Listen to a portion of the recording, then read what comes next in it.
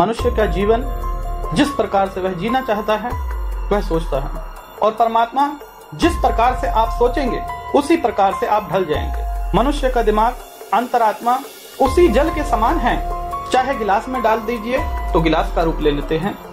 मनुष्य की सोच आगे तक ले जाती है, उसे करोड़पति बनाती है। मनुष्य की सोच उसको करोड़पति भी बना देती है।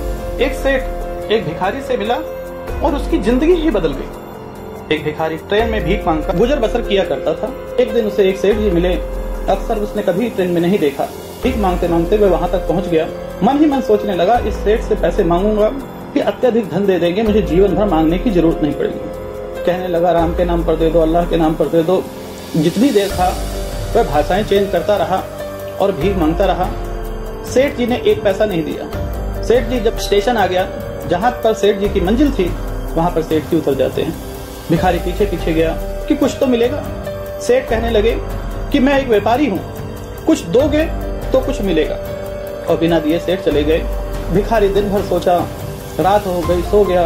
अगले दिन जैसे ही वह भीख मांगने के लिए ट्रेन पर चढ़ता है तो देखता है सामने फूल है। उसके मन में विचार आया कि जो भी व्यक्ति मुझे भीख देगा मैं उसे कुछ न कुछ उपहार स्वरूप दूंगा। अब उसका कारोबार दिन दुगना रात चौगुना बढ़ता ही गया। जब उसके पास फूल खत्म हो जाते तो उसे भीख कम मिलती। उस सेठ ने उसकी जिंदगी बदल दी। एक बार फिर वह सेठ उसे मिला तो भिखारी कहने लगा, सेठ जी जो आपने कहा था मैं वैसा ही कर रहा हूं, आज मेरे पास सब कुछ है। गुरुमुखो साध संगत, कहने का अर्थ है कि जीवन की जो लीला है, कुछ दोगे तो कुछ मिलेगा। जब तक हम अच्छे विचार दिमाग में नहीं लाएंगे तब तक हमें कुछ नहीं प्राप्त हो सकता। जिस प्रकार से आप कोई मकान खरीदें तो लोन लेंगे या तो पैसा कमाएंगे, कई बरस गुजर जाते हैं, उसी प्रकार से यह जीवन जो है गुरुमुखो साध संगत, प्रेम से बड़ा कोई उपहार नहीं है।